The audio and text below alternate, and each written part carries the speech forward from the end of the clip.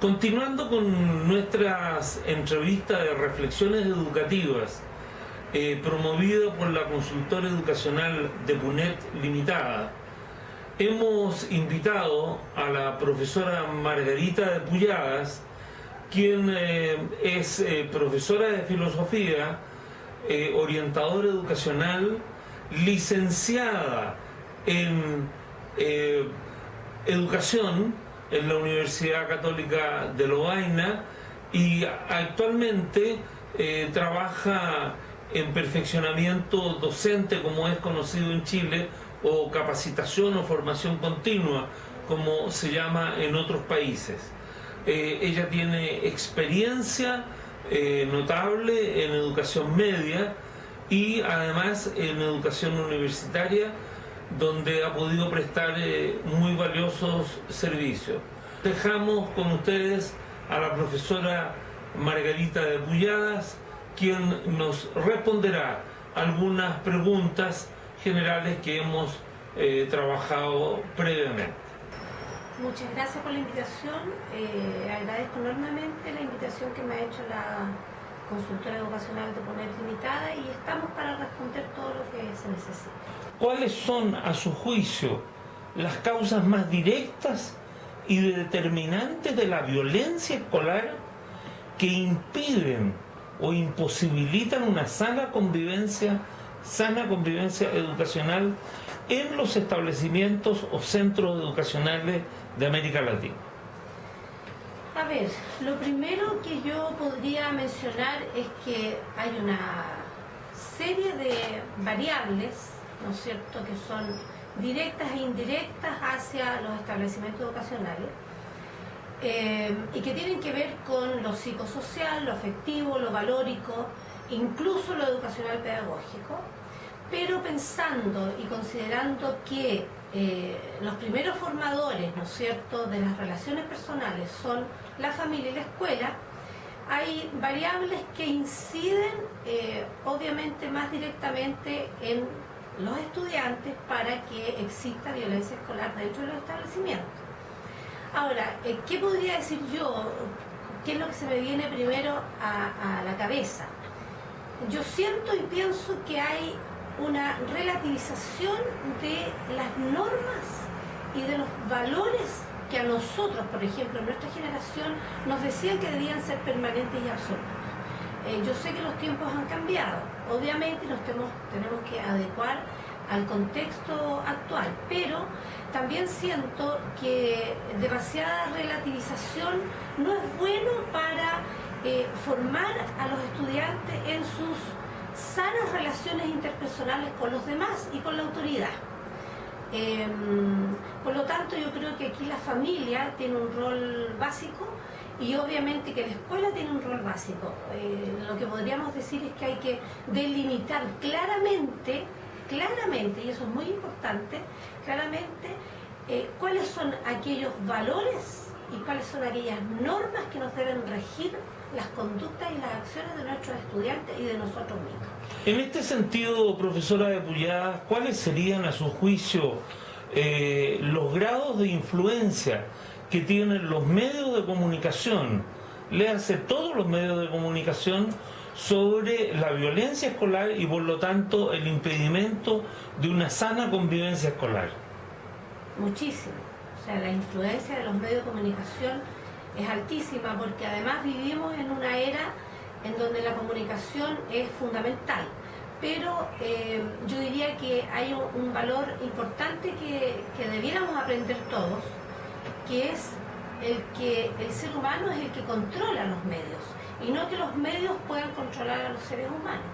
Y en eso los estudiantes tienen demasiada influencia, por ejemplo, de la televisión, donde uno prende el televisor en la mañana y todos los canales directos, digamos, no de cable, están dando programas que no aportan en absoluto a ciertos valores que son fundamentales en las relaciones interpersonales. Por lo tanto, ahí hay una visión país y hay una clara falta de definición de políticas públicas en torno a lo que son los medios de comunicación y a lo que debieran entregar desde el punto de vista educacional. Ahí estamos todos somos todos responsables de lo que pasa en los medios hacia los estudiantes y nuestros jóvenes. Continuando con esta línea de trabajo que estamos siguiendo en esta entrevista, profesora de Puyá, a su juicio, dentro de los elementos que conforman la convivencia escolar, o sea, aquellos elementos que hacen que la convivencia escolar sea convivencia escolar, ¿cuáles serían, a su juicio, los más importantes y por qué serían los más importantes? Bueno, esta pregunta y su respuesta tiene directa relación con lo que conversábamos anteriormente, determinar, digamos, las normas y los valores dentro del establecimiento educacional.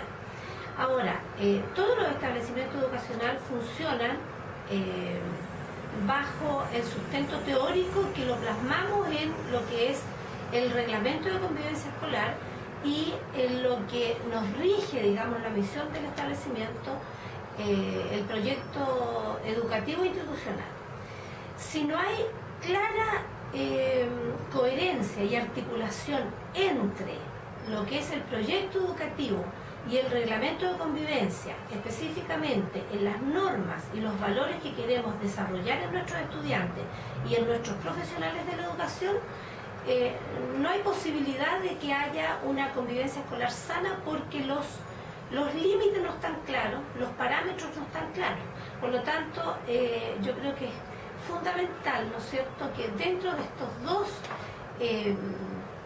sustentos teóricos que rigen el funcionamiento de la escuela, tiene que haber claridad y coherencia. Y yo podría mencionar 2 o 3 elementos básicos que nos dan a lo mejor una mejor y más sana convivencia escolar, que son el trabajo en equipo y la claridad de los liderazgos, tanto de las autoridades educacionales, de los profesores y de los estudiantes.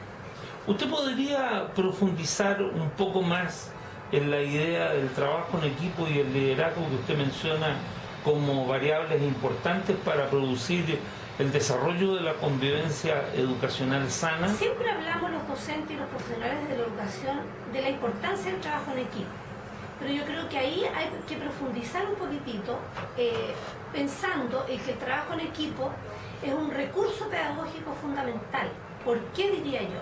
Porque cuando nosotros trabajamos en equipo, no en grupo, que es distinto, delimitamos las funciones y delimitamos las responsabilidades en relación con las funciones que cada uno tiene que ejercer.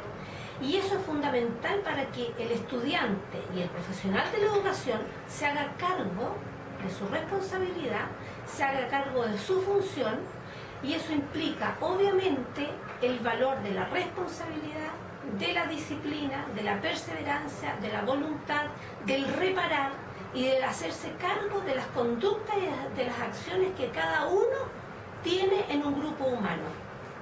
Yo creo que eso es fundamental para que los estudiantes y los profesores aprendamos que trabajar en equipo implica asumir responsabilidades de nuestros actos. Y yo creo que en eso estamos funcionando bastante mal.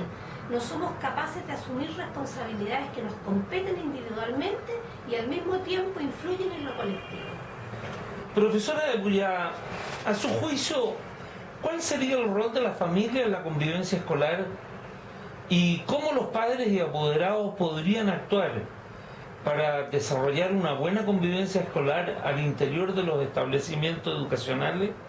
Es decir, ¿qué medidas concretas ve usted que podrían realizar los padres y apoderados para producir esta convivencia escolar que yo denomino sana?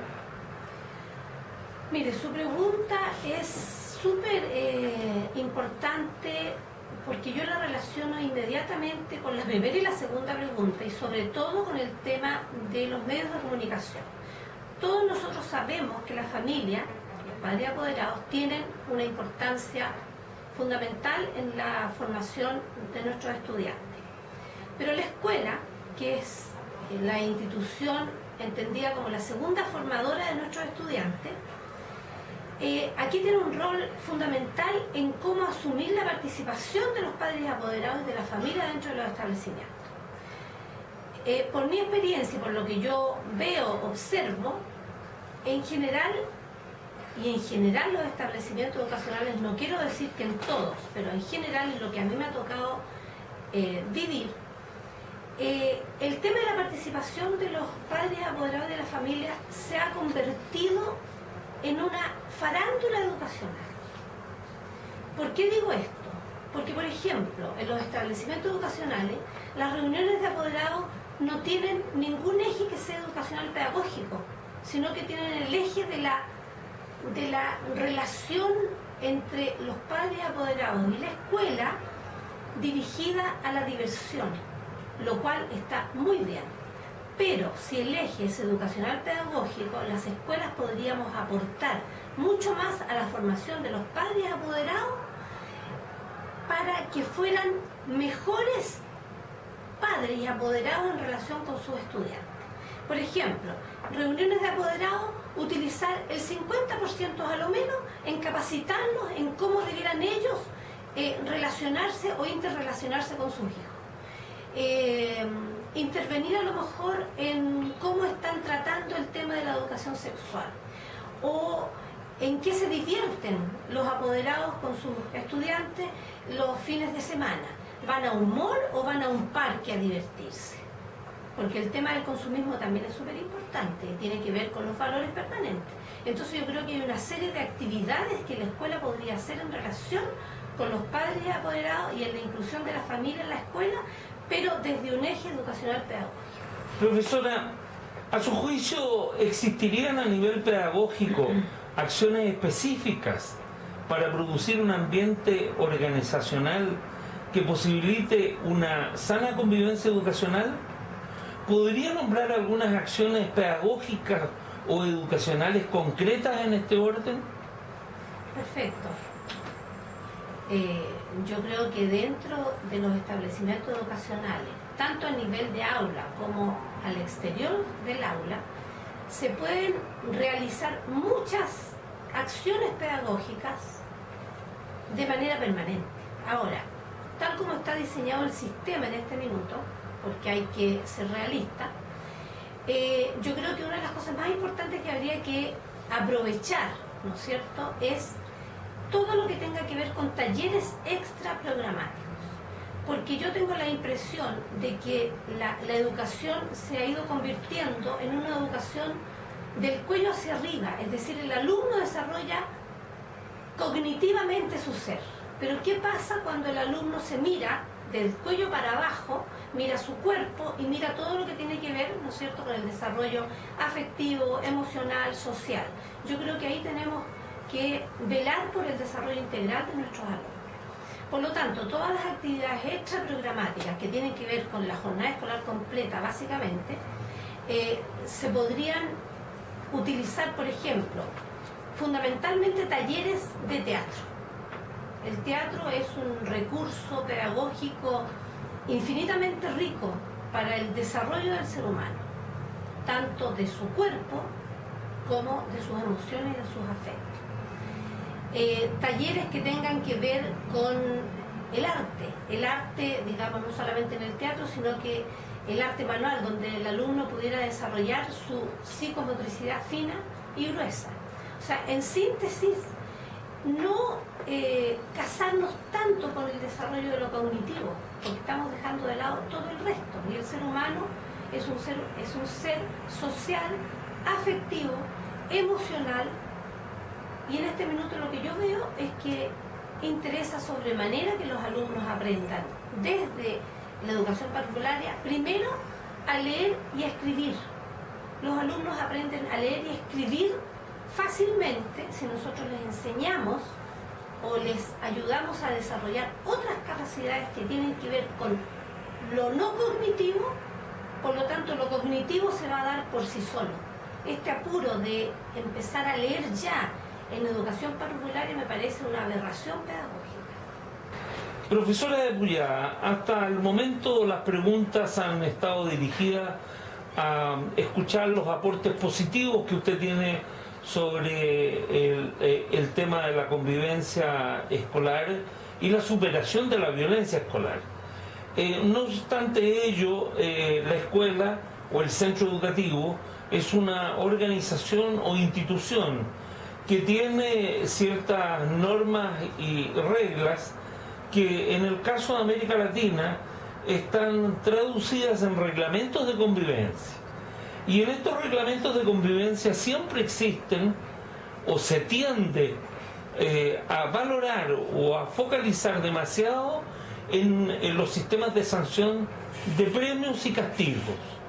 A mí me gustaría que usted nos diera su opinión sobre estos reglamentos de convivencia, cómo los orientaría usted y cuáles serían los elementos que se podrían utilizar para mitigar el sistema de sanciones de premios y castigos sin desconocerlo, por supuesto. Perfecto. A ver, lo primero que tenemos que hacer es contextualizar. Nuestro sistema educacional nos exige, obviamente, tener un proyecto educativo que diga relación directa con la misión que tenemos nosotros en cada uno de los establecimientos educacionales. A partir de ahí, obviamente que tenemos que tener claridad cuáles son las ideas fuerzas que tenemos que desarrollar y poner en práctica para que la misión y la identidad de los establecimientos se lleve a cabo. Por lo tanto, ideas fuerza claritas. Yo, a través de mi experiencia, he visto que las escuelas tienden a proponerse muchos objetivos que obviamente tienen el sustento en esas ideas fuerza. Y creo que no vale la pena. Yo creo que vale la pena más tener 2 o 3 o 4 ideas fuerza sobre las que vamos a poder desarrollar nuestras prácticas pedagógicas y todo el currículum educacional. Ahora, en relación con el reglamento de convivencia, este tiene que estar directamente relacionado y colgarse del proyecto educativo con las mismas ideas fuerza. Esto es como para contextualizar desde el punto de vista macro. Ahora, si eso lo llevamos a la práctica y cómo nosotros podemos, ¿no es cierto?,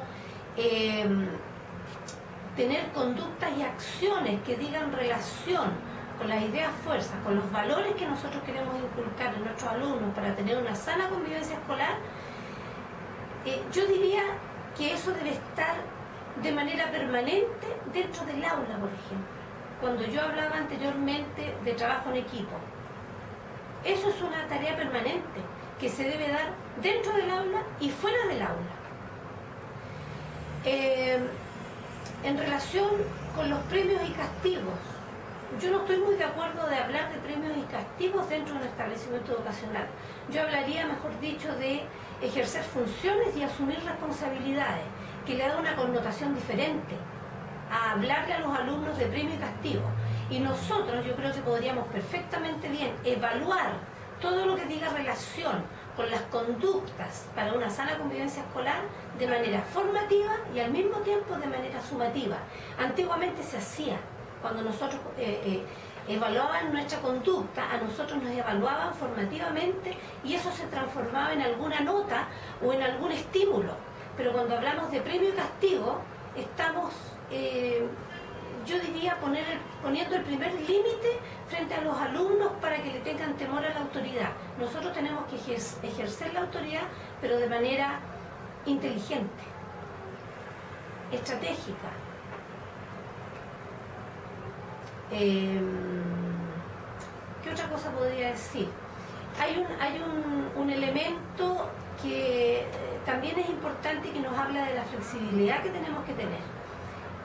Cuando nosotros delimitamos los premios y los castigos de los alumnos, tenemos que tener conciencia de que esos premios y castigos, que a mí no me gusta el concepto o los conceptos, tienen que tener criterio pedagógico. Si no aplicamos los premios y castigos con criterio pedagógico, nos estamos alejando de la parte educacional. Nosotros siempre tenemos que apuntar a nuestro criterio pedagógico en la relación con los alumnos. Siempre es un deber profesional, no es que de repente lo tengamos que hacer, siempre aplicar el criterio pedagógico y tener en consideración la flexibilidad que nos da la varianza normativa. La norma no es fija, la norma puede flexibilizarse dependiendo del contexto y del tipo de establecimiento educacional. Profesora de Puyada, Por último, y concluyendo esta entrevista, quisiera pedirle que nos explique cuáles serían los factores que indirectamente relacionados a la escuela y a la familia son los que producirían una mayor o menor sana convivencia escolar. ¿Por qué se produciría esto? ¿Dónde está el trasfondo de lo que usted nos ha explicado hasta el momento? Perfecto. Bueno, lo primero que hay que decir es que todas las respuestas anteriores contienen todos los elementos, o la mayor parte de los elementos, porque obviamente en una entrevista de este tipo no podemos hablar de todo lo que tiene relación con la convivencia escolar, pero ahí están contenidos los elementos desde el ámbito positivo que debieran existir para una sana convivencia escolar. Pero hay algo que a mí me parece fundamental y que generalmente no lo decimos, no tengo claro el porqué, pero nosotros tenemos que intentar desarrollar en nuestros estudiantes esquemas mentales y afectivos de tipo democráticos. Cuando hablamos de democracia, la gente tiende a pensar que estamos politizando los temas. No, la democracia es una forma de vida que conlleva valores como el respeto, la tolerancia y la tolerancia a la diversidad. Si nosotros vivimos en una sociedad democrática, nuestros esquemas mentales y afectivos se van a conformar o se van a desarrollar desde el ámbito democrático. No cabe la menor duda de que los hijos de la dictadura, los hijos de nuestra dictadura, tienen esquemas mentales y afectivos dictatoriales. Pero si nosotros trabajamos en una democracia sana y logramos que dentro de los establecimientos se contenga como algo permanente, como una asignatura, la educación cívica, sería fundamental para una convivencia sana, para que nos interrelacionemos en base al respeto, a la tolerancia, a la diversidad, a la confianza en el otro, porque nuestros esquemas mentales y afectivos se van a desarrollar dentro de un ambiente de tolerancia, de respeto, de comunicación. Le quisiéramos agradecer la respuesta a esta última pregunta, estimada profesora, y a la vez agradecerle la paciencia que ha tenido con nosotros al aceptar responder las muchas preguntas que le hemos hecho en esta entrevista. Por lo mismo, le agradecemos el trabajo realizado con nosotros y la dejamos invitada seguramente para otras ocasiones. Yo primero que nada agradezco la posibilidad de haberme explayado en un tema que a mí me fascina, me encanta, y que tiene que ver con la convivencia, que tiene que ver con las relaciones humanas, que tiene que ver con nuestro ser profesional de la educación. Y a ustedes que nos están viendo y escuchando, también los invitamos a que participen activamente en esta serie Reflexiones Educativas, que además de publicarlas como consultora educacional de PUNET Limitada, las publicaremos en algunos otros medios, especialmente de México y Perú. Muchas gracias y que tengan un muy buen pasar pedagógico.